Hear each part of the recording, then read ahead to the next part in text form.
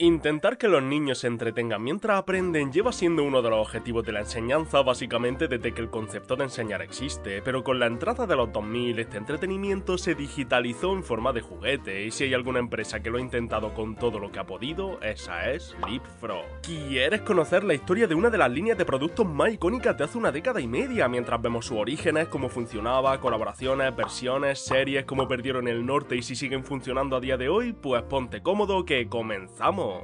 Pero antes de meternos en la charca con nuestras ranitas favoritas, celebremos lo cómodos que estamos en nuestra casa con nuestras sillas, ya que este vídeo ha sido posible gracias a FlexiSpot. Retro, ¿cuántos productos de FlexiSpot tienes en casa? No los suficientes, y es que no me canso de sus sillas, estoy enamorado de sus productos y en esta ocasión he tenido el gusto de probar la impresionante OC4. Si quieres una silla todoterreno que te sirva para jugar, relajarte o trabajar, no dudes ni un solo segundo, esta debería ser tu elección y no lo digo yo, lo dice mi espalda. Con su elegante color negro, su espaldar de malla para que transpire, además de su cojín ergonómico y su sujeción lumbar, la OC4 te recoge el cuerpo y te coloca todo en su sitio para mejorar tu comodidad al máximo. Pero es que no solo nos sirve como silla normal, de la cual el retroluche ya está disfrutando, sino que podemos fácilmente inclinarnos todo lo que queramos, inclinación que la silla recuerda y mantiene, subirla y bajarla, y encima puede invocar un reposapiés para estar prácticamente tumbado. Sin mencionar su sencilla instalación, que solo con los tornillos, la llave y el manual que incluye hace que cualquiera pueda montar sin necesidad de ayuda y en tiempo récord. Así que lo dicho, si vuestra oficina necesita un recambio y vuestra espalda pide clemencia, actualiza tu setup con FlexiSpot visitando su página de Amazon, toda la info en la descripción y el comentario fijado. Muchas gracias a FlexiSpot por confiar en mí y volvamos al vídeo. Tenemos muchos productos que cubrir, pero antes de saltar como una rana en este mar de juguetes, vayámonos primero al nenúfar original y conozcamos la historia de la creación de la empresa, que nos transporta a 1989 y tiene como personaje principal a Michael Wood. Michael era un abogado más que trabajaba en el bufete Collier LLP, una firma de abogado internacional con base en California que llegó hasta representar a Disney, pero que para este vídeo solo nos interesa por dar un poco de contexto. Wood era un profesional muy capaz llevando 11 años en la empresa, pero de la nada apareció en su vida un problema que no se podía resolver en el juzgado. Su hijo de 3 años no sabía leer y el hombre no tenía narices a conseguir que aprendiese. El chaval llamado Matt tenía un problema claro, se había memorizado el abecedario entero, pero le costaba un montón saber qué sonido representaba cada letra y más aún juntar esos sonidos para hacer palabras. Mike se tomó el problema a lo personal, estuvo 5 años investigando fonética infantil y marketing y para 1994 desarrolló el primer prototipo de lo que él llamaría Phonic Desk, es decir, el escritorio fonético. El prototipo utilizaba tecnología que Mike había visto en las tarjetas de visita electrónicas de un cliente para enseñar a los más peques, solicitó feedback de los expertos y tras recibir el positivo realizó el cambio más arriesgado de toda su carrera. En 1995, Michael dejó su trabajo de más de una década y decidió centrarse al 100% en manufacturar productos educativos. Entonces, con ayuda de amigos, familiares y antiguos clientes que confiaban en su marca, recibió $800.000 que le ayudarían a, junto a su colega Robert Lally, fundar Leapfrog Enterprises. Echemos un vistazo a cómo salió la cosa. Antes de avanzar más, echemos un vistazo al producto que catapultó la marca, el Phonics Desk. Nos encontramos ante una especie de tableta que tiene todas las letras del abecedario a la derecha y a la izquierda un pequeño panel de control y un espacio hueco. En ese espacio hueco colocarían los cartones de palabras que el panel de control detectaría por una hendidura que tenía el cartón en la parte superior, y una vez localizado la idea era que cogiesen las letras de la derecha y formasen lo que te pedían. Si pulsabas cualquier letra hacia abajo escucharías cómo se pronunciaba la letra individual y a la hora de colocarla en el cartón el juguete te leería primero las letras individuales y luego la palabra entera para que entendieses cómo se unían los sonidos. También tenía otros botones como por ejemplo uno que cantaba la canción del abecedario y en general es un producto bastante simple pero que funciona a la perfección y que me resulta súper curioso porque claro, este juguete estaba pensado en específico para solucionar los problemas que tenía su hijo. Lógicamente son problemas que también tienen otros niños, si no, no se habría vendido, pero para cuando salió Matt ya tenía cerca de 8 años, o sea que por narices o a esta edad aún no sabía leer o ha tenido que aprenderlo de otra manera, si no, no me dan las cuentas. Toys R Us se convirtió en distribuidor del Phonics Desk para las navidades del 1995 y más tarde otras empresas enormes como Target o Walmart empezaron a distribuirlo también. Esto iba viento en popa y los resultados eran muy favorables. La empresa siguió sacando juguetes intentando estimular distintas partes del aprendizaje infantil, muchos que consistían en tocar letras en aparatos electrónicos como este autobús, el Think and Go Phonics del 97, otro que te enseñaba a multiplicar y a dividir en una especie de Bop-it o este que te servía para hacer música. Y cómo olvidarnos de los míticos peluches de rana que te enseñaban tantas formas, de nuevo las letras o los números. Ahora mismo eran simplemente ranas, pero más tarde se les añadirían muchos mucho más lore. Los peluches de rana han seguido actualizándose hasta los momentos actuales, pero este del 98 yo juro que lo tenía. Quizá por mi edad es muy posible que fuese este que salió en el 2000, ya que este otro que salió en el 2004 supongo que me pilló muy mayor. Pero el que más me suena es del 98, es que recuerdo hasta cómo sonaba el botón cuando le apretaban la barriguita, y quizás sí que lo tenía, pero era de mi hermano o de alguna prima. Lo mejor aún estaba por llegar. Leapfrog era una empresa en pañales, pero que apuntaba a manera y había presentado productos que interesaban muchísimo. Estamos hablando de los 90, aún estábamos empezando a entender cómo funcionaba esto de los juguetes electrónicos. Entonces, en octubre de 1997, la empresa Knowledge Universe compró una gran parte de Leapfrog, que acabó fusionándose con ella, lo que colocó a un antiguo ejecutivo de Mattel como director ejecutivo, lo que colocaba a alguien con mucha más experiencia que Michael a los mandos del proyecto. Y entonces se dio el evento que cambiaría el destino de la empresa para siempre. Teniendo bastante más cuerpo, historia y una diligencia mejor, Leapfrog se pudo permitir adquirir a otra empresa más pequeña que ella, haciendo que en agosto de 1998 una tal Explore Technologies pasase a formar parte de su familia anfibia. Esta empresa era conocida por una sola cosa, pero una cosa muy jugosa. Eran los creadores del Odyssey Glove, un globo terráqueo que tenía una tecnología que parecía magia.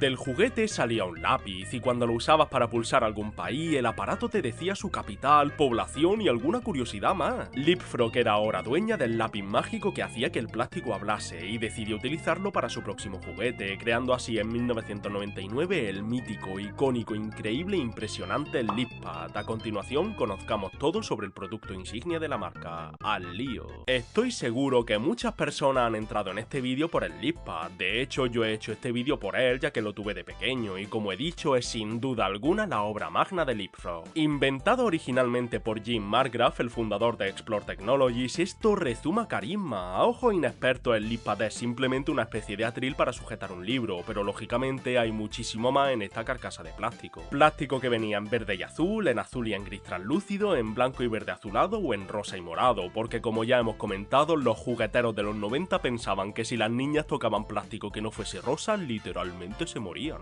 Comencemos con la enseñanza. El aparato te venía con un librito de ejemplo llamado Salta al aprendizaje, y con él podemos ver cómo va a funcionar este aparato, ya que era un libro introductorio que también servía de tutorial para aprender a manejar la bicha. La idea principal es que tenías que colocar el librito perfectamente alineado en las hendiduras del plástico, y para que se quedase completamente plano, las hojas estaban juntas gracias a unas anillas que facilitaban muchísimo el pasar de página. Cuando pasaba el par de hojas de tutoriales, sería recibido por el inicio de una historia. Recordemos que este libro estaba pensado para enseñar a leer, y en el 90% de los productos, es decir, todos menos las colaboraciones, estas historias estaban protagonizados por una familia de ranitas. El protagonista de toda la franquicia es Leap, el hermano mayor tanto de Lily como de Tad, que son los otros dos personajes que más aparecen en los libros, aunque hay una barbaridad más de amigos y vecinos. En español el prota se llamaba Crocky, el pequeño se llamaba Baby, y la wiki no dice si a Lily le cambiaron el nombre, así que si lo sabéis, dejadlo en los comentarios. Intentaron exprimir tantísimo la fama de la rana y convertirla en su propio Mickey Mouse que hay incluso unas cuantas series de animación, cortos y películas, pero no me voy a meter en ellas porque, como veréis por la duración del vídeo, tenemos chicha de sobra con los juguetes. Vamos con el funcionamiento. Para empezar, debías darle sí o sí al botón verde de iniciar que estaba en el lateral de la página, y en cuanto el juguete detectase que le habías dado, si no hacías nada más, simplemente empezaría a leerte la historia mientras sonaba música. Pero claro, si simplemente te leyese la historia, esto no tendría mucho más valor educativo que un cuentacuentos, y ya sabemos cómo funcionaban los juguetes cuentacuentos, así que también podías hacer un par de cosas más. Una vez que terminase de hablar, podrías pulsar toda la página, los personajes hablarían y los objetos del dibujo bien harían ruido o bien dirían su nombre, de igual manera que las palabras que podrías pulsar para oírlas individualmente por si alguna no te quedaba claro. También había muchísimos minijuegos, quizá tenías que localizar un objeto escondido dentro del dibujo, pulsar palabras en orden alfabético, reconocer letras y sonidos. Cada página tenía bastante contenido, y si ya te sabías la historia y solo querías jugar al minijuego, siempre podías darle al botón de stop y entraría en el modo de juego libre. Este libro, como era el tutorial, venía además con al menos una página que ejemplificaba cada tipo de aprendizaje que ofrecía el LeapPad, desde el desarrollo fonético, de vocabulario, lectura, música, ciencia, lengua extranjera e incluso geografía. Lo que nos lleva a responder a la pregunta del millón, lo que yo siempre me pregunté de pequeño: ¿cómo es capaz el lápiz de plástico de leer las páginas de cada libro? ¿Qué tipo de magia arcana tiene metida en su colorida rana? Para entenderlo nos tenemos que ir al origen, al globo terráqueo que mencioné al principio, que funcionaba por electrodos que estaban repartidos por todo el globo y que sentían cuando el boli de goma los pulsaba, lo que le hacía leer el audio. En este juguete es más fácil de imaginar porque los países son los que son, el mapa de electrodos no tenía que cambiar. cambiar. Sin embargo, en el LeadPad no solo cambiábamos de libro, sino que el libro no estaba conectado al plástico, la cosa era distinta. Pues para empezar, había 4 electrodos repartidos en las esquinas de la hendidura donde ponía el libro, por eso era importante que el libro estuviese recto y plano.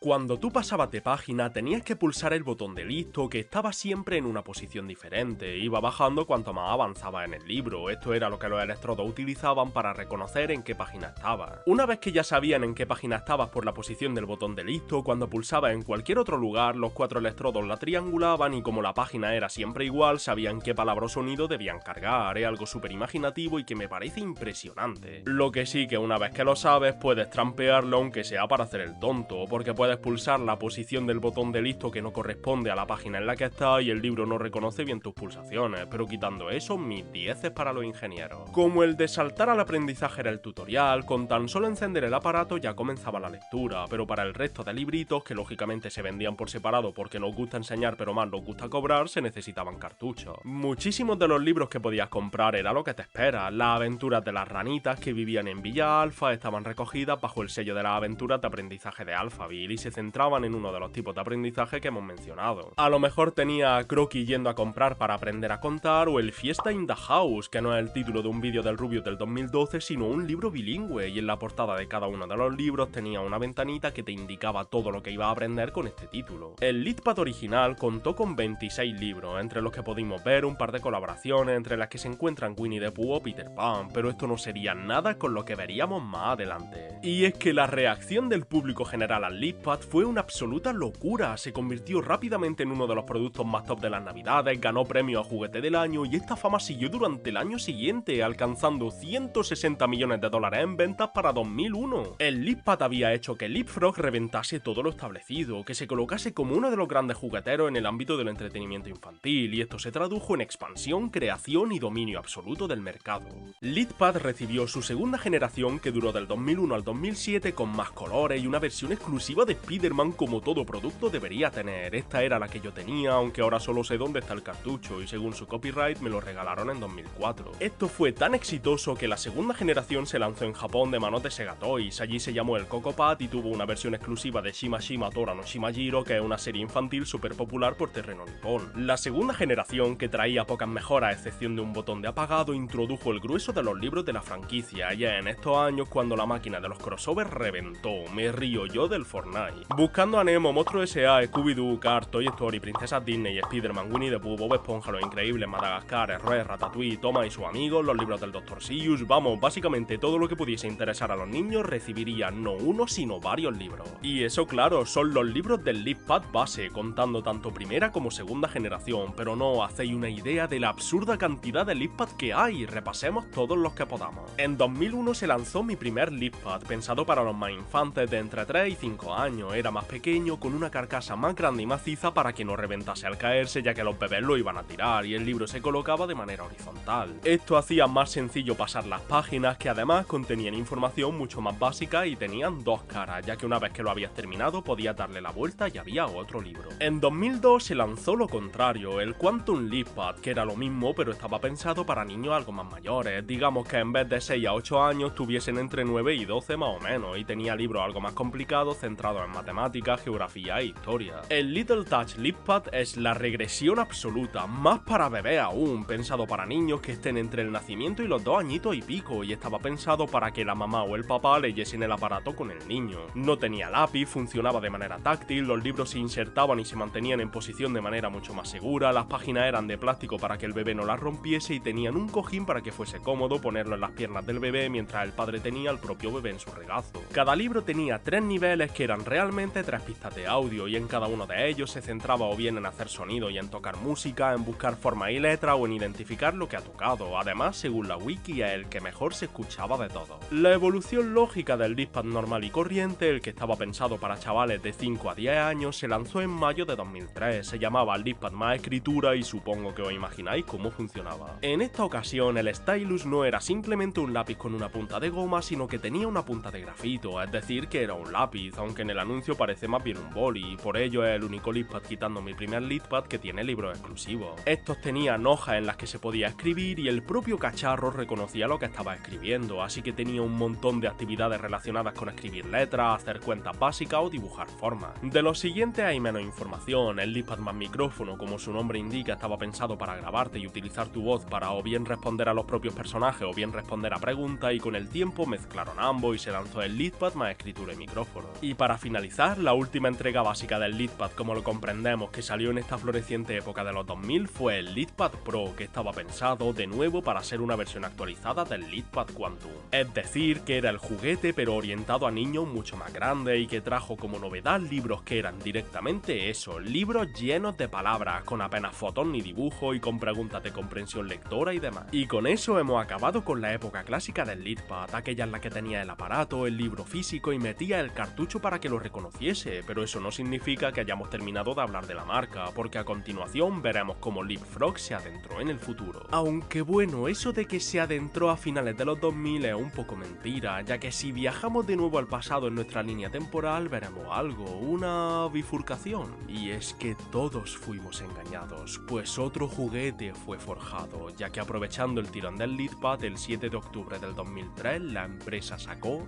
el Leapster. El Leapster es el otro gran producto de Leapfrog, tanto que tiene contenido como para dedicarle un vídeo propio y sigue siendo un juguete educativo, solo que tiene un público objetivo completamente distinto. El Leapster es una consola portátil como Dios manda, con su forma reconocible, su cruceta y sus botones A y B, viene hasta con un stylus un año antes que la DS. Este se unió a la moda de esta época de crear consolas educativas de videojuegos como la V-Smile de VTech, cosa curiosa porque en 2016 la propia VTech compró Leapfrog, pero nos estamos adelantando. Este aparato atraía a los niños, ya que en sus cabezas era como si sus padres les comprasen de manera voluntaria una consola y encima querían que jugase. Esto era como tener una Game Boy Advance, solo que en vez de tener juegos buenos podías jugar al Adibu a la Recherche de Robitok. El maquinón tenía una pantalla con una impresionante resolución de 160 x 160, el táctil iba fatal pero tenía detallazos, como que en la primera versión cuando el juego te pedía que usases la cruceta o los botones, estos se iluminaban. El éxito que esta consola con 2 megas de RAM acumuló fue impresionante, lo que le llevó a ir mutando y recibiendo decenas de revisiones y nuevos lanzamientos. No la he contado, pero creo que hay más Leapsters que consolas portátiles de Sony.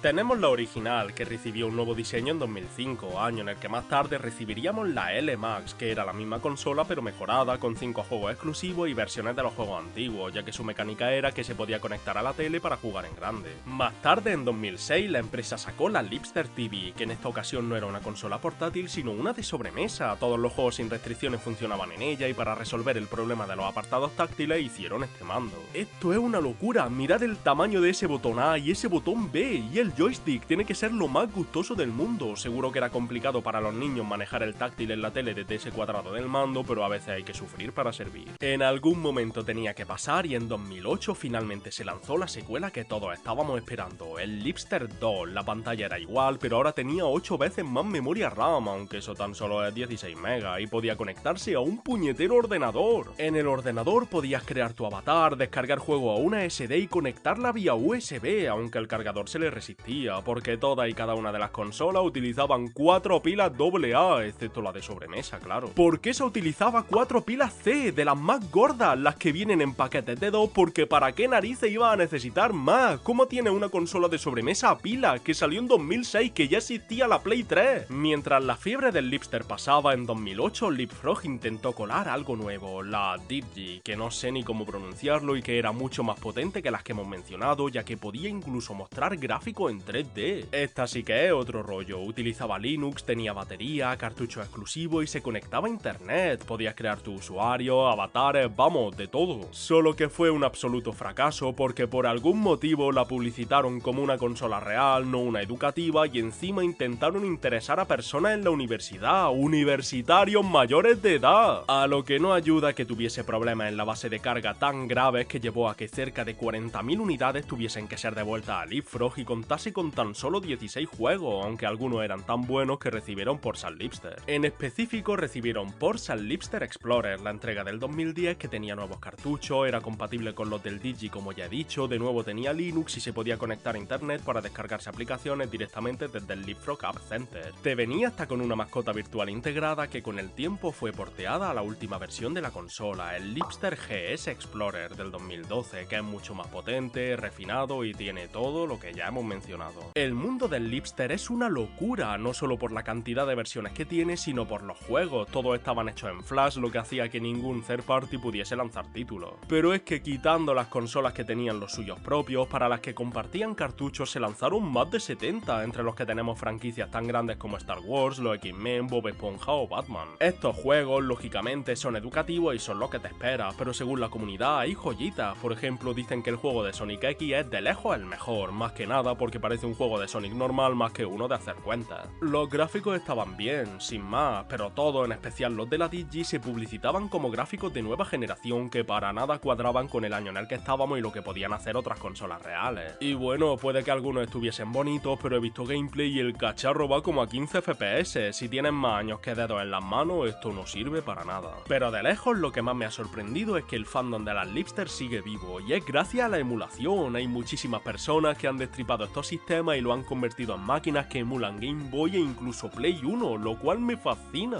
En serio, si queréis que le haga un vídeo hablando de cada versión en profundidad e incluso analizando algunos juegos, decídmelo en los comentarios porque no me canso de hablar de ella. En 2012, junto a la Lipster GS Explorer, la marca de Lipster desapareció durante más de una década, y esto tiene un motivo, pero antes de llegar a la máquina que cambió Leapfrog para siempre, vamos a una ronda rápida de otros aparatos curiosos que ha lanzado la empresa. ¡Pa'lante! La Mind Station se conectaba al ordenador para descargar contenido nuevo en cartuchos que eran compatibles con el LeadPad, aunque no sé cómo funcionaba esto si no tenía un libro que cuadrase con el cartucho. El iQuest hacía preguntas sobre libros de texto específicos, lo que uno pensaría que le daba una vida útil muy corta, pero muchos de los temas son perennes, no van a cambiar, por ejemplo, el número de planetas del sistema solar, y menos, yo que sé, en 2006 por decir una fecha. Tras un tiempo el LeadPad dejó de ser algo que llamase la atención a los niños y la marca se reinventó metiendo todo lo que el aparato tenía en esa carcasa de plástico en un boli enorme llamado Tag, que interactuaba directamente con los libros especiales. Tú metías los datos a través de internet por USB en vez de un cartucho y el lápiz leía los libros a través de unos puntos microscópicos que estaban impresos en cada página. Si el LeadPad ya de por sí era impresionante, el Tag lo era mucho más. De nuevo tenía libros de decenas de franquicias de la cultura pop y tuvo diferentes versiones, era mucho más portátil y para un niño pequeño, en mi opinión, su factor magia de no saber cómo leche funcionaba era incluso mayor. Viendo que esto de los bolis les funcionaba, intentaron crear un ordenador entero en forma de boli lanzando el Fly Pentop Computer, que es una cosa rarísima que les salió absurdamente mal. ¿Sabes lo raro que es cuando te metes en la wiki y lo primero que ves es esta imagen que alega tener un juego de Batman dentro?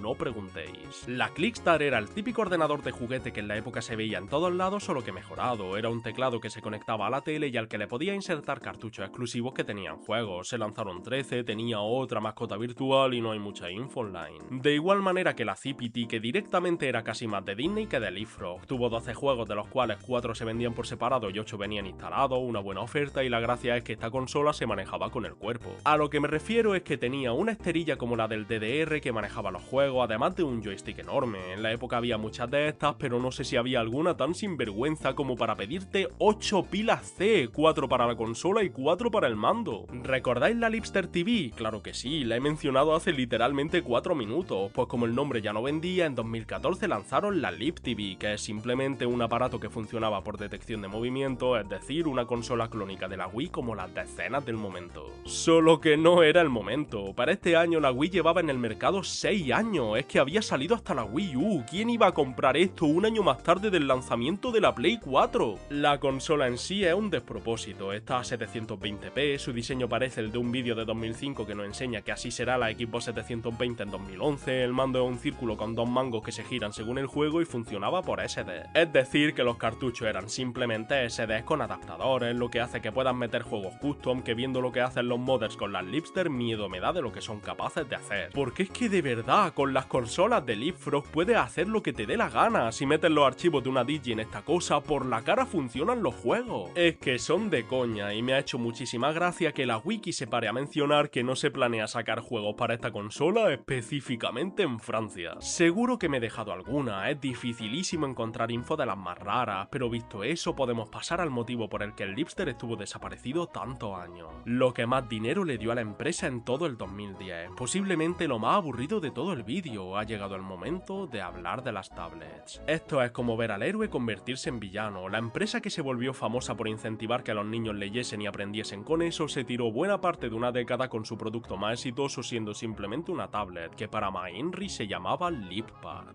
Le arrebataron la marca original a los libros para esto y hay muchísimas, pero una locura. El LeapPad 1, 2, 2 Power, Ultra, Custom Edition, LeapPad 3, Junior, Platinum, Ultimate, Epic, si es que no han parado de sacar actualizaciones cada vez más, esta última tiene apenas un año. Sí que es verdad que en la década del 2010 lanzaron un par de juguetes, ya lo hemos visto, pero desde la primera toda la empresa se ha centrado en las tablets, no hacían otra cosa, se convirtieron en una empresa más y dejaron de lado sus productos más icónicos. Si es que no sé ni qué decir de ellas, son simplemente tablets pero para niños. Tienen aplicaciones de aprendizaje, de pintura, pueden sacar fotos, tienen un montonazo de juegos, una barbaridad de libros como los que se leían en el original, esta vez doblados y animados, y una tienda de aplicaciones en la que descargarse todo lo que necesiten. No niego que sean muy seguras para los chavales y que el niño no pueda ver nada raro aquí, no pueden conectarse al internet normal, tienen controles parentales y puedes ponerle contraseña a todo, pero al fin y al cabo son tablets. Es decir, que muchísimos padres ni se molestarán, le darán a un chaval de 5 años una pantalla enorme llena de estímulos pensando que es bueno solo porque no es un iPad y se desentenderán. También han lanzado relojes digitales llamados Leadband y de verdad, por lo que he leído son aparatos excelentes, van a entretener al niño que flipa y seguro que también aprenden, pero quizá en mi vena abuelo cebolleta pensando que no son edades para tener nada tan parecido a una tablet común. Y es que eso, aparatos aburridos y sin magia, pero que sin duda funcionan de lujo a nivel monetario, que le hace falta, porque en 2015 casi cierra la empresa de tanto fracaso económico, todas las consolas fueron tan mal que hasta les denunciaron. Pero me da pena que la empresa que tanto ha dado a los niños haya acabado así, ¿o acaso la cosa no es tan mala como la pinto? Para terminar, repasemos brevemente la actualidad de la empresa y si han sabido aprender de sus errores. Vale, no he mentido, estos últimos años Leapfrog ha destacado por sus tablets, pero en momentos de necesidad han vuelto a sus raíces, ya que en 2016, tras muchísimos años y tras la adquisición por parte de VTech, lanzaron el LeapStart. Esto es una versión completamente actualizada del LeapPad original, solo que no pueden utilizar el nombre porque ahora ese copyright pertenece a las tablets, pero da igual, estos son noticias buenísimas. El LeapStart sigue estando en producción a día de hoy, y en 2026 puedes meterte en Amazon y comprarlo por unos 50 euros, recibe libros con las franquicias que interesan ahora y es un juguete igual de bueno que el original o mejor, con mucha más tecnología, pensado para los más pequeños, que incentiva la lectura física y el aprendizaje manual en una época en la que cada vez es más difícil verlo y lo aleja en parte de tanta tecnología nociva. No creo que el LeapStart reciba muchas versiones, lleva una década siendo igual, ya que cuando ahora puede introducir la información por USB y puede actualizarlo, no necesita uno nuevo que le añada un micrófono como antes, con el original sobra y basta. Pero es que no solo volvieron los libros, sino que en 2023 el LeapStart volvió también de manos del LeapStart Ultra, trayendo esta vez una pantalla giratoria como mecánica principal. Y después de tanto, hasta aquí puedo leer. Las ranitas han sufrido muchísimos cambios de diseño, pero siguen existiendo, de igual manera que la empresa, que aunque durante un momento parecía que se convertiría simplemente en una productora de tablets capada, supo volver a lo que debía. Michael Wood, el fundador, murió el 10 de abril del 2025 a los 72 años, literalmente no hace ni un año, y me alegra que al final pudiese ver cómo su empresa remontó, no solo a nivel económico, sino a la hora de destacar entre sus competidores. Como sus mascotas, la empresa ha ido saltando de idea en idea, hemos visto que genuinamente han hecho de todo, y aunque dudo que nunca dejen de fabricar tablets y estoy seguro de que es realmente lo que les da dinero, ver a niños del 2025 con algo parecido al LeapPad como el que yo tenía hace 22 años me llena de muchísima ternura. Yo paro aquí, pero Leapfrog no parece que vaya a parar en ningún momento, y me alegro. Además, ahora que han recuperado la fuerza para hacer libros y para que el LeapStart vuelva a las andadas, quién sabe de qué son capaces, quizá de aquí a un futuro el cacharro este hasta emule Play 2. Por lo que nada más por mi parte, y no sabéis cuánto me alegra no tener que narrar la muerte de otra empresa tan icónica. Michael, espero que estés donde estés orgulloso de tu empresa, pero sobre todo espero que tu hijo sepa leer ya, porque con más de 40 años la cosa ya es para mirársela. Y hasta aquí el vídeo de hoy, os juro que yo iba a dejar las consolas para otro vídeo y me iba a centrar en el LeapPad, pero es que es superior a mi fuerza no tratarlo todo en un vídeo, lo siento y lo digo por mí que soy el que edito, a vosotros sé que os encanta.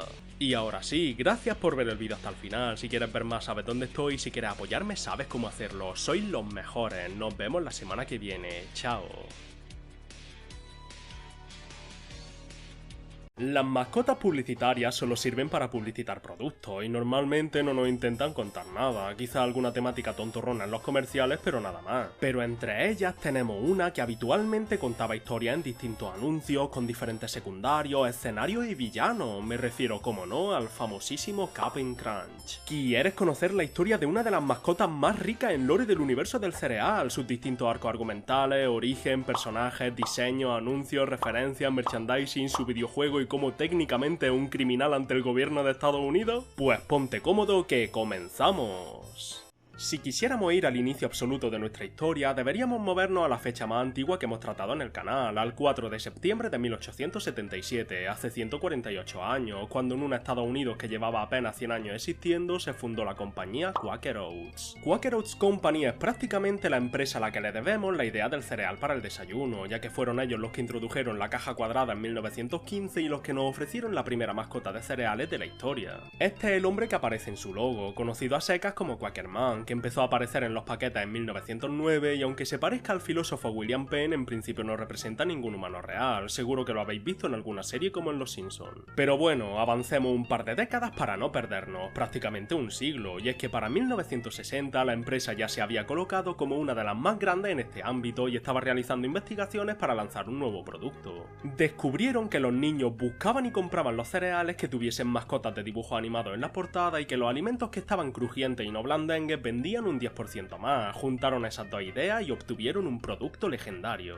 La idea del alimento sería la de un cereal que por mucho que se sumergiese en leche nunca se quedaría blando, estando siempre duro y crujiente, cosa que se consiguió versionando una receta de azúcar moreno y mantequilla que hacía la abuela de una de las químicas. El cereal estaba y está tan absolutamente duro y se mantiene siempre tan crujiente que tiene fama entre los estadounidenses de que si te lo comes directamente de la caja o sin dejar que se reblandezca un poco con leche es como comer cristal, te raja entero el cielo de la boca e incluso te hace sangre. Pero antes incluso de tener la receta del cereal ya se habían inventado el personaje que serviría como mascota. Fue creado por Alan Burns, famoso productor americano que acabaría creando series tan populares como La Familia Monster. Alan se inspiró en el personaje Captain Horatio Hornblower, protagonista de varias novelas en los años 30 y una película en el 51. De este escogería tanto el nombre como la idea general de la mascota. Y así nació el Captain Horatio Magellan Crunch, un hombre anciano de grandes cejas y mostacho pero diminuta estatura, con un traje azul con detalles dorados que hacían recordar al de un marino, unos pantalones blancos, botas negras y un enorme sombrero con una C en el centro. En su inicio, el origen del personaje era que su padre, Sven, un navegante vikingo que se casó con una mujer nativa americana llamada Gidget Running Star, tuvieron al capitán, lo mandaron a estudiar a Inglaterra, lo secuestraron los piratas y estos le enseñaron a navegar. Parece que esto era demasiado complejo para lo que querían conseguir con el personaje, y tras un par de años lo cambiaron a que el capitán había nacido en la isla crujiente localizada en el Mar de la Leche, llena de palmeras que hablaban, aventuras y una montaña en el centro llamada Monte Crunchmore que llevaba su cara. Es definitivamente un buen backstory para una mascota de cereales, pero me hace como mucha gracia que pasaron de 0 a 100, de un nacimiento entre dos personas de culturas dispares, un secuestro y piratería, a no, el capitán nació en el país feliz de la casa de la gominola de la calle de la piruleta. Pero bueno, me estoy adelantando. En 1963, y tras un par de años de desarrollo de la campaña publicitaria, se lanzaron los cereales al mercado junto a sus correspondientes anuncios. Por lo que no me enrollo más, a continuación echemos un vistazo a los comerciales originales y a todo lo que los rodeaba. El capitán surca los 7 mares a lomos del barco SS Guppy, acompañado siempre de sus 5 tripulantes, su perro Sido, un perro de agua que sirve como segundo al mando, y 4 niños de distintas edades y alturas, Alfie, Brunhild, Carlyle y Dave.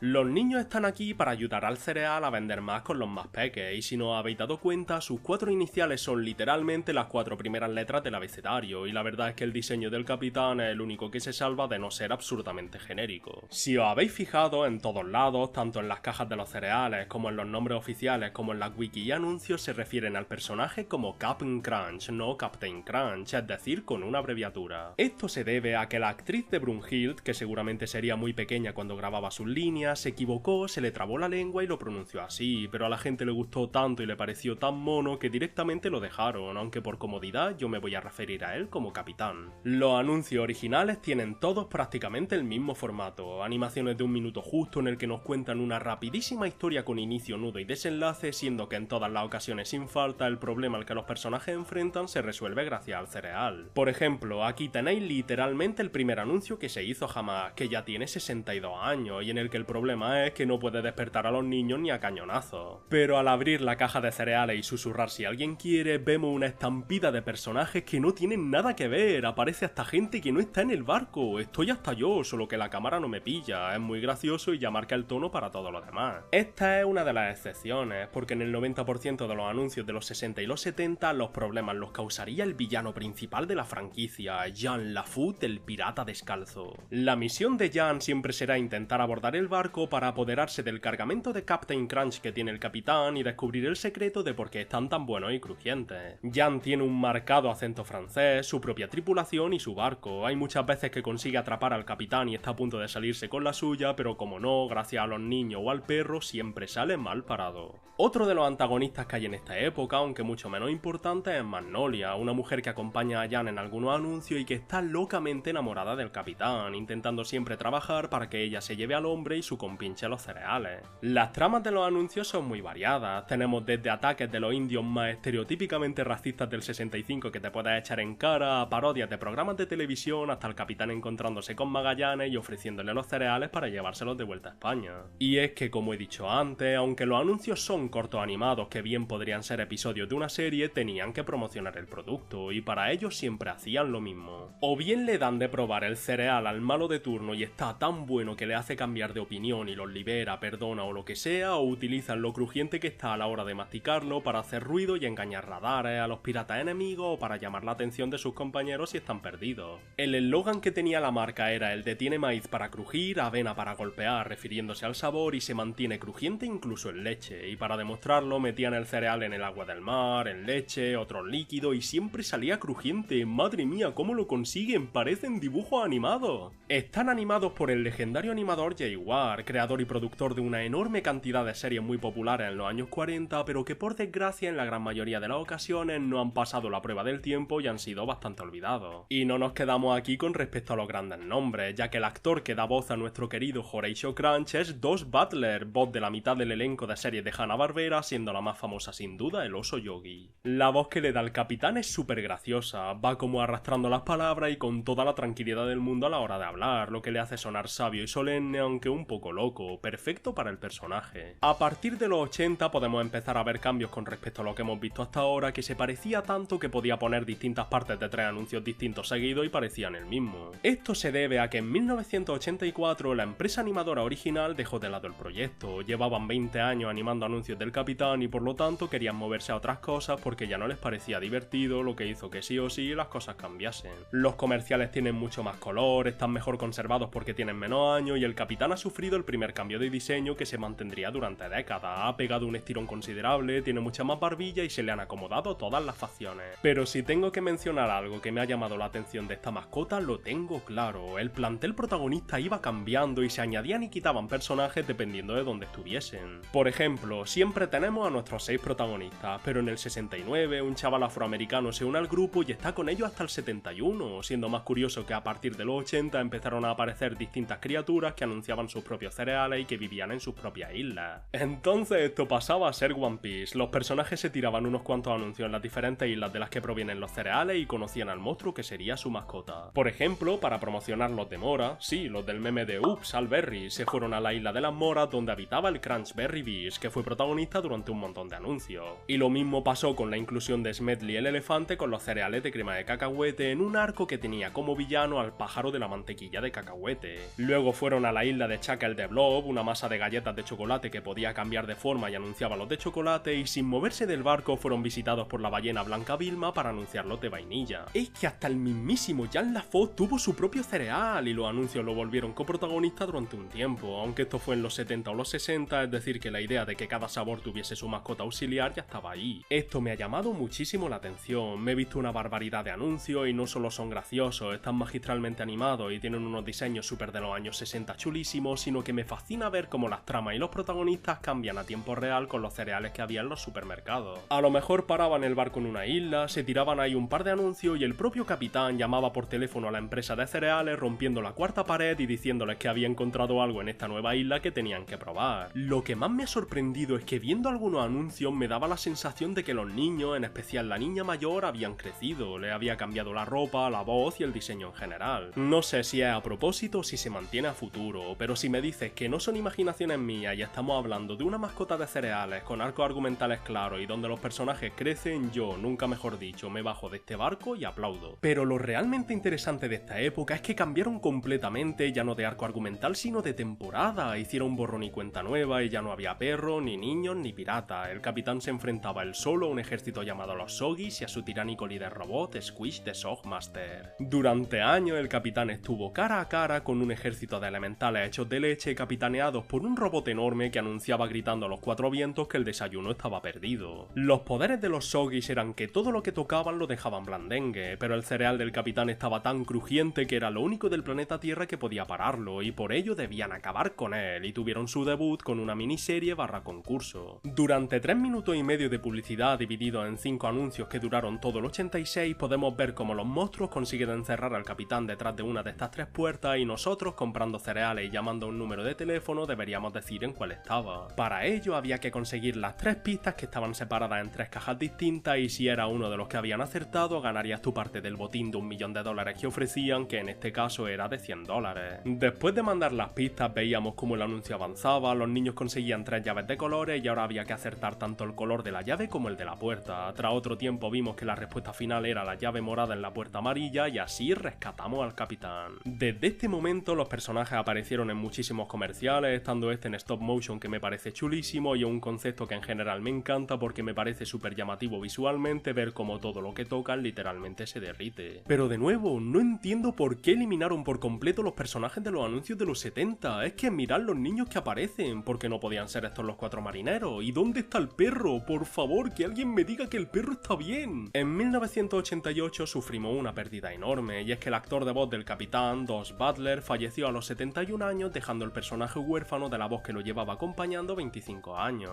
Esto fue un batacazo para la marca, y no sé si los anuncios sufrieron directamente consecuencias por la pérdida del actor, porque a partir de aquí, en los 90, los comerciales están muchísimo más sueltos. Sí, había una gran variedad, pero a excepción de unos cuantos concursos, ya no había líneas argumentales claras y eran anuncios de cereales chulos, pero muchísimo más genéricos y menos dignos de mención. El capitán cambió otra vez, pero los cambios eran cada vez más mínimos quitando su voz. La nueva está bien, pero no era lo mismo, y lo que caracterizó los comerciales fue el mundo real. El personaje tiene una barbaridad de anuncios en los que aparece interactuando con personas de todo tipo, en casa y tiendas, les servía todo. Pero sin duda alguna, sus anuncios más famosos son en los que revienta cosas con el barco, que de nuevo va sin niño y sin perro, mira a los humanos con un catalejo y los crujientiza. Es decir, que los convertía en cereales, los enviaba a su mundo para vivir aventura y luego los devolvía. Ese catalejo es un rayo de antimateria en toda regla y nadie debería tener tanto poder en sus manos, pero se ve que gustó y el formato sigue siendo vigente incluso a día de hoy. En el 92, por algún motivo cambiaron al Shogmaster por el Dr. Shog, un nuevo villano para el arco de los Soggies que aún seguía. Aparece en un solo anuncio en el que se hacen clones zombies del capitán, tiene una nave que es su gorro y la verdad es que está chulo, pero esta trama merecía más. Habría preferido esto antes que más anuncios en live action. En los 2000 empezamos a ver al personaje en CGI de diferentes calidades, aunque no paraban de experimentar con nuevos estilos de animación 2D y seguían utilizándolo con actores reales. Sinceramente no sé por qué lo hacen, pero menos mal que les funciona, porque si no tendrían 4 anuncios potables en 20 años. También seguían sacando nuevos cereales y hacían anuncios exclusivos para ellos, aunque ya no había monstruos que lo acompañasen en la portada, por lo que no tenía ni la mitad de gracia. Los anuncios tienen muy buena calidad, pero me da la sensación de que tras 40 años ya no tenían la misma imaginación que antes. Vamos, es que incluso se volvió a perder y hubo que volver a encontrarlo. Nos estamos acercando a la actualidad y por desgracia parece que el ritmo vertiginoso de anuncios que hubo durante casi medio siglo paró en seco. No he podido encontrar ni un solo anuncio de la década de los 2010 y tan solo uno en 2021.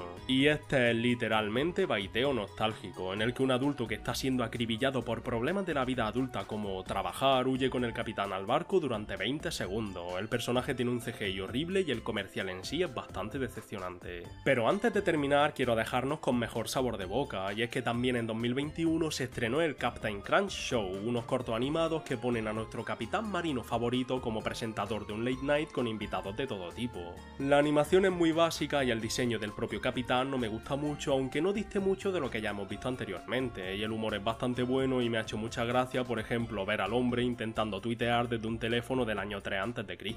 Pero lo que quiero celebrar es que después de muchísimos años podemos ver de vuelta tanto a Seedock como a Jan Lafotte y a uno de los niños. Quiero asumir que los otros 3 también, y me da mucha alegría porque llegado este punto llevaban casi 40 años sin salir en ningún anuncio, o al menos no en uno que yo haya visto. Los que sigáis mi canal con asiduidad sabéis perfectamente que las marcas ya no libran su guerra en la televisión sino en las redes sociales, por lo que la falta de anuncios se debe posiblemente a que el capitán es bastante activo tanto en Twitter como en Instagram como en TikTok. Lo que vamos a ver ahí es exactamente lo que hemos visto en todas y cada una de las marcas que hemos repasado ya. Una persona a la que seguro que pagan muy poco, disfrazada con un traje enorme de mascota del capitán muy bien hecho, haciendo el meme que esté de moda. Tiene vídeos con millones de visitas, pero la mayoría paran en las miles, definitivamente poco para tener cientos de miles de seguidores, por lo que no parece que estén sacando mucho de las cuentas. Y tras tanto anuncio e investigación, choca ver a un personaje de 1963 que has visto animado de manera tradicional en unos comerciales preciosos a hacer aura farming en TikTok, pero bueno, supongo que esto es ahora la publicidad y no se puede culpar a nadie. Creo que con esto hemos repasado de buena manera su carrera por la pequeña pantalla, y qué locura, los anuncios han sido considerados tales obras de arte que salió hasta una recopilación en vídeo. Definitivamente me he dejado decenas de anuncios por comentar y seguro que alguno está chulo, pero en algún momento había que pasar a lo siguiente. Y es que hemos visto a mascotas metiéndose en polémicas, siendo censuradas y canceladas, pero a continuación vamos a ver la tontísima trifulca que el Captain Crunch tuvo con la Marina de los Estados Unidos de América y cómo canónicamente es un criminal en la vida real. Al lío. Llevamos más de 15 minutos refiriéndonos a él, capitán, capitán, capitán, y estoy seguro de que muchos de los más curiosos os habéis preguntado si es realmente un capitán de verdad, si hay alguna pieza de lore en algún anuncio o algo que lo avale. Y es que sí que lo hay, pero para mal. Sabemos que el capitán está en Estados Unidos porque su uniforme se asemeja casi a la perfección a los modelos más antiguos de los marinos estadounidenses. Y desde que le hicieron retcon a su lore original ya no le enseñaron los piratas, por lo que es lógico asumir que tiene formación militar acreditada bajo el ejército de los Estados Unidos. Pero los que más saben del tema se dieron cuenta de una cosa: su uniforme y sus credenciales no cuadraban para nada. En la marina tu rango se representa en las mangas, cuantas más franjas doradas tengas más alto será, y en los diferentes diseños del capitán lo hemos visto con una, con 2 y con 3, pero nunca con 4, rango equivalente a alférez de fragata, teniente de fragata y capitán de corbeta. Con 3 franjas doradas, por la traducción en español eres capitán de fragata y de corbeta, pero esto es solo eso, una traducción. En inglés los rangos de 3 franjas son Lieutenant Commander y Commander a secas, siendo que cuando puedes llamarte a ti mismo capitán de navío es cuando tienes 4, ni una más ni una menos. Con esto en mano fueron a preguntarle a la capitana de corbeta Sarah Flattery, una portavoz oficial del ejército y la marina estadounidense, que afirmó que efectivamente el capitán no es capitán sino comandante y que no tenían en sus registros oficiales a nadie con su nombre que hubiese ejercido como militar. En el mismo momento en el que la marina oficialmente confirmó esto, el capitán Crunch pasó a ser un criminal en suelo estadounidense, ya que estaba cometiendo el crimen conocido como Stolen Valor, es decir, valor robado, que se le da a los militares que mienten sobre su rango para ganar dinero para beneficio propio, y publicitar un producto es justo eso. Lógicamente esto es una tontería, nadie va a detener al capitán, o bueno, a Horacio, que ya sabemos que su título no le precede, pero las cosas empezaron a salirse de las manos cuando la marca salió a defenderse. El 6 de octubre de 2017 el personaje puso un tweet que decía: un oficial naval de cualquier rango tendrá el título de capitán porque cualquiera que esté a cargo de un barco asume el título de capitán. Y la marina respondió: eso sería si el SS Guppy fuese un barco del ejército, pero no lo es, así que estamos en las mismas y el personaje sigue siendo un vil criminal. Pero ese no es el único crimen a su nombre, al principio de cada anuncio sale su bandera, y es una con el nombre del comercial, por lo que al no estar ondeando la bandera oficial de ningún país válido es técnicamente un pirata, y una embarcación oficial puede abordar su barco en cualquier momento bajo sospecha de piratería. Y bueno, no vamos a hablar de que tiene trabajando a un grupo de niños entre los que seguramente el más mayor no llegue a los 10 años, una barbaridad tras otra. Algunas de las cosas que acabo de mencionar, más otro par que ya no son válidas porque con el paso del tiempo se han desmentido, como la muerte de Jan LeFort y de Seedog, que por el show sabemos que están bien, aparecieron en el vídeo de MatPat llamado El Capitán Crunch es un impostor, estrenado en 2021 y que cuenta con 5 millones de visitas. Esto atrajo muchísima más atención a la tontería del rango, y aunque no esté confirmado, quiero creer de corazón que en parte por culpa de este vídeo se realizó el que sería su último rediseño del personaje en 2023. Por su 60 aniversario se modificó un poco el personaje a una versión, si a mí me preguntan, algo peor. No me gusta nada que los ojos ya no sobrepasen el sombrero y me gustaba más que fuese más caricaturesco. Pero lo más importante es que al fin, tras más de medio siglo cometiendo un crimen penado, hizo los méritos suficientes y su uniforme cambió para tener 4 franjas doradas, dándole al fin el título de capitán con el que tantos años ha engañado a la gente. Bien está lo que bien acaba. Vistas sus andaduras por el crimen, podemos pasar a lo siguiente. Todos estamos al tanto de que en una época los cereales venían con juegos de ordenador en aquellos CDs tan preciados y tan difíciles de encontrar a día de hoy, y el Capitán no fue una excepción. En 1999, en uno de los pocos arcos argumentales que duraron más de un par de anuncios, cuando de nuevo se volvió a perder, madre mía, se pierde más que miente sobre su rango, fue encontrado bajo tierra estando cautivo de un monstruo morado. Sí, copiada de Endgame, todos nos hemos dado cuenta. El reportero del anuncio dice que puedes ayudarlo a escapar jugando al CD que venían los paquetes dobles, y efectivamente si comprabas lo que debías e instalabas lo que tenías, te darían acceso al Captain Crunch Crunching Adventure. En el centro de la Tierra se encuentra un material que voy a traducir como Crujientorun y que hace que el cereal esté rico. El Crujientorun es minado por los Crunchlings, habitantes autóctonos del centro de la Tierra, y es amenazado por los trolls que dicen que este mineral es solo para ellos. Para hacerles ver que el monopolio es solo tuyo, deberás coger uno de estos bichos y entrenarlo para la guerra. Tienes 3 modelos, los puedes pintar como quieras, ponerle el nombre que quieras y darle caña. Diría que es una mascota virtual, pero es demasiado básica para serlo. Tienes 2 cosas a tener en cuenta: comida y felicidad. La felicidad se gana acariciándolo y la comida dándole a una de las palancas que hacen caer diferentes tipos de cereal, el normal, el de cacahuete y el de mora. Como puedes hacerlo todo sin límite y tenerlo todo lleno en un momento, esto es bastante inútil, así que vamos al gameplay de verdad, los minijuegos. Puedes entrenar a tu crujientito en velocidad, salto y fuerza. En la de velocidad vas con un skate y salta obstáculos, en la de salto escala un ordenador y en la de fuerza haces el noble arte de tirar pedruscos para arriba. Repite estas 3 cosas hasta que llenas los 3 medidores y a volar. Entre medias, tu crujientito evolucionará de bebé a adolescente a adulto, y una vez en su forma final podrás enfrentar a los trolls. El líder escoge una de las 3 pruebas al azar, le gana y se acabó. Los estadounidenses le tienen un cariño que flipa a este juego porque es la infancia de muchos, pero analizándolo en frío prácticamente no se le puede llamar ni juego, es pobre hasta para venir gratis en los cereales, y lo único que salvo son los gráficos en 3D que me encantan por ser tan de su época. Hablar del merchandising de una mascota de cereales es muy difícil, porque ¿qué considero merch? Todos los juguetes que han ido apareciendo en las cajas a lo largo de los años, sería literalmente imposible contarlos todos. He buscado y lo más que he podido encontrar son este par de imágenes que veis aquí: figuritas de un plástico macizo sin detalle, algunas viñetas de cómic, tazos, peonzas, cosas para lanzar, cochecitos, tablas de surf, silbato y creo que un separapáginas, pero no se tiene mucho más. En uno de los anuncios enseñan un cofre del tesoro que a la vez sirve de bol de cereales que está espectacular, pero más que venir en la caja era un concurso como los tantos otros que ya hemos visto. De entre ellos quiero señalar las figuras que sí que eran físicamente el capitán y que estaban medianamente bien modeladas y pintadas, como esta o estas 4 que sacaron cuando empezó la saga de los elementales blandengues. Siguen haciendo cosas parecidas y he visto en Twitter que hace un par de meses hicieron un concurso para regalar un frisbee. Lo de dar plástico barato con pegatinas parece que no se pierde. Pero si nos olvidamos de eso y nos ponemos a mirar merchandising que ha salido más adelante, encontramos joyas. Llegado a este punto paso de enseñar camisetas porque hay infinitas, he encontrado unos calcetines, disfraces, estuches, puzzles de madera, marionetas de dedo y peluche, hay decenas. No sé si cuenta como merchandising, pero se ha pasado el vídeo y no lo he mencionado, así que el personaje llegó a tener 4 cómics completos, pero no los encuentro por ningún lado, aún así los menciono. Pero el apartado en el que más destaca definitivamente es en el de las figuras. Vamos a empezar quitándonos los productos de Funko de encima porque tiene una absoluta barbaridad. Él con espada, él con bol de cereales, el gigante, el alienígena de esta caja edición exclusiva, la caja normal, la caja de las berries, el monstruo de las berries, Jan LeFoot, unos cuantos vinyls, unos doors en los que está Seedock, todas las sodas e incluso unos cuantos pez.